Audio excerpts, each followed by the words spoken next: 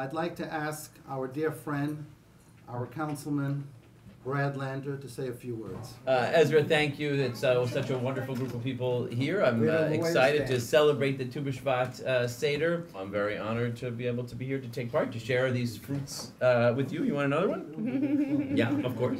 Further ado, Rabbi Steven Burg, the director of the Simon Wiesenthal Center here on the East Coast, who's graciously agreed to serve as our MC and to share with us inspiring words in honor of Tu B'shvat. Thank you for everyone for being here tonight, and thank you very much to Ezra and to Gabi, who gave me a lot of direction. It's interesting, Tu B'shvat is kind of a strange name. People kind of ask themselves what Tu stands for.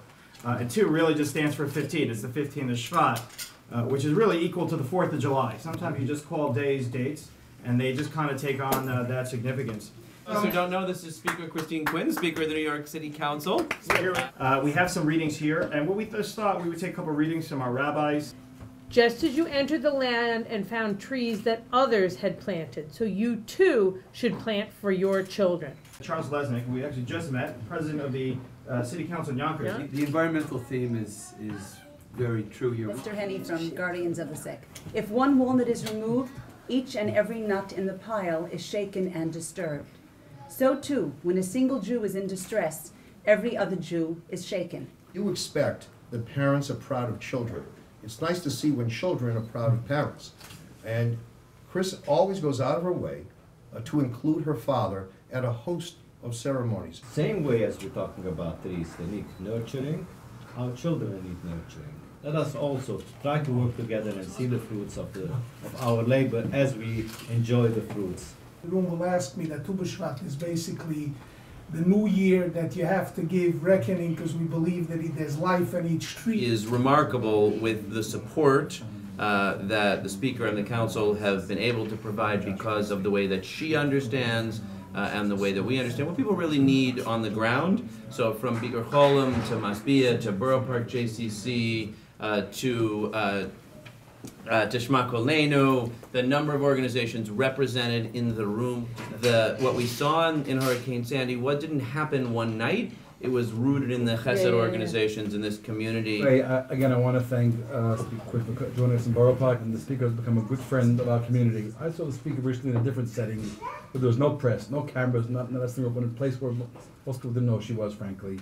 In a hospital setting, and she would show genuine care in visiting patients. So, Dr. Josh Weinstein from Shema Kolainu. I'm constantly reminded of our children, and this is what the olive tree sort of symbolizes. And in our case, it's the children with special needs, the children who, like an olive tree, if we squeeze enough love into them, they're shine to the world. About Leon Goldenberg, remembering our past, remembering where we come from, as well as making sure that we do care about the future and leave the world a safer, better place to live. Today is Holocaust Remembrance Day around the world that the UN has established. And I actually work for the Wiesenthal Center, and I have to tell you that on Friday we actually beamed in the movie Genocide with subtitles in Farsi. So for the first time ever in Iran, they were able to watch about the Holocaust.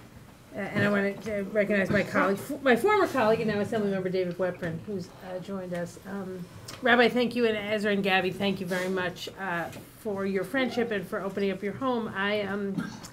This is going to be a shock. I've never been to a Tu B'shvat Seder before, I guess. And so if you don't make the most of right now in your planting or in your work or in your attendings to your children or to your future, or as his father told us, to making sure there's educational resources, you just don't know that there's going to be that tomorrow. And it's so easy to forget that. And it's really important in all of our work, but particularly in government, to never forget that. In the process of writing my State of the City speech, which is February 11th, I'd invite everybody to come. So this was a very helpful focus that you will give me in those efforts and in the work that I have left to do. So thank you very, very much. We spoke about all about the traditional, the spiritual side of Tu B'shvat. Really, it's about taxes, about feeding the poor, giving your taxes to the poor, and getting. I want to thank Ezra Friedlander.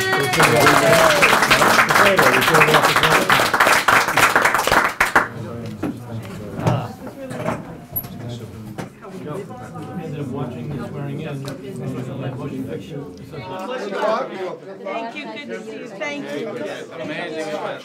Oh, it was really nice. You know Chuck Lesnick? Gabby.